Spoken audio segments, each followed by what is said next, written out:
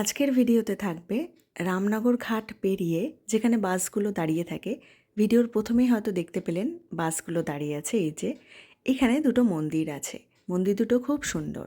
সে মন্দির দুটোই আজকে আপনাদেরকে ঘুরে দেখাবো, সাথে গঙ্গার এপারেও কিছু মন্দির আছে সেটাও দেখাবো। নমস্কার, আমি স্বাগত জানাই সকলকে আমার এই মিনি ব্লগে।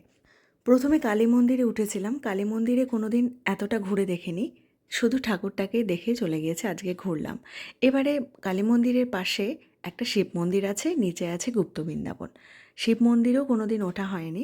কি সুন্দর পেছনটা, পুরোটা পরিষ্কার করে রাখা আছে, চারিদিকে গাছ। আচ্ছা, এবারে দেখে বলুন তো এই গাছগুলো কী গাছ? ওয়েদারটা এত ভালো ছিল সেদিন, ভীষণ হাওয়া দিচ্ছিল, গাছগুলো একসাথে দুলছিল, দেখে কি ভালো লাগছিল, মনে হচ্ছিল ওই ওপরেই বসে থাকি। এবারে শিব মন্দির থেকে নেমে চলে এলাম গুপ্ত বৃন্দাবনে। সেখানে ঢোকার জন্য 5 টাকা করে লাগে। এখানে সমস্ত কিছু আছে, শ্রীকৃষ্ণের জন্ম থেকে শুরু করে শ্রীকৃষ্ণের ছোটোবেলা, অশুভ শক্তির দমন, সাথে মহাভারত পর্যন্ত এত সুন্দর করে দেওয়া আছে, দেখে বোঝা যাচ্ছে সমস্ত সিনগুলো সব মনে পড়ে যাচ্ছে। আমরা তো সবাই গল্পও শুনেছি, টিভিতে দেখেছি, তো সেইগুলোকেই এইভাবে সাজিয়ে রাখা আছে পুতুলের মতো করে।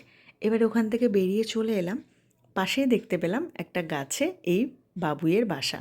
কি সুন্দর, আমার তো চোখে পড়েনি, মাই আমাকে দেখালো। তখন তো বিকাল হয়ে গিয়েছিল, সেই জন্য পাখিগুলোকেও দেখতে পাওয়া যাচ্ছিল, পাশে উড়ে উড়ে বেড়াচ্ছে। এরপর আমরা তড়িঘড়ি চলে এলাম ঘাট পেরিয়ে, কারণ অন্ধকার হয়ে যাচ্ছিল। ঘাটের ঠিক এই জায়গাটাতেই দেখলে আপনারা আসলে বুঝতে পারবেন, সামনে থেকে দেখে বোঝা যাবে না যে মন্দির, কিন্তু ঘাট যখন পেরোবেন তখন মন্দিরের চূড়াটা দেখতে পাওয়া যাবে। এই পাশ দিয়ে চলে আসতে হবে মন্দিরের ভেতরে। মন্দির সবসময় খোলাই থাকে, তো এখানে এসে অনেকজন দেখি বসে আছে, বেশ সুন্দর হাওয়া, এখানে সময় কাটানোর জন্য কিন্তু ভালো একটা জায়গা। এবারে ভেতরে দেখাই কি কি ঠাকুর আছে। প্রথমে আছে মা কালী, এরপর আছে শ্রীরাম, মাতা সীতা আর হনুমানজি। পাশে কারা আছে আমি না ঠিক বুঝতে পারিনি, এটা এর আগের দিনও বুঝতে পারিনি, বা কেউ ছিল না যে তাকে জিজ্ঞাসা করব। যাই হোক, এইভাবে আছে, আপনারা জানলে অবশ্যই জানাবেন। আর এর পাশে আছে মহাদেব। পেছন দিয়ে গেলে একটা এরকম গাছ দেখতে পাওয়া যাবে, গাছটা যে কত বছরের পুরনো তার নেই ঠিক। এরপর বাড়ি ফেরার সময় খুকু দিদা আর কাকিমার সাথে দেখা হয়ে গেল।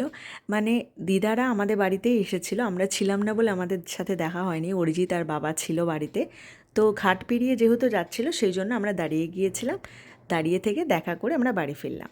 আপনারা তো জানেন, আমি আগেই বলেছি রামনগর ঘাট যেতে রাস্তাটা সেটা কিন্তু খুবই বাজে। এখন শুনছি নতুন একটা রাস্তা হয়েছে, এই রাস্তাটা বিদুপাড়ার ভেতর দিয়ে উঠবে। তো রাস্তাটা বেশ ভালো, তবে খুব বেশি কভার হচ্ছে না, মানে এরপরও খারাপ রাস্তা অনেকটাই থাকছে বাড়ি পৌঁছানো পর্যন্ত।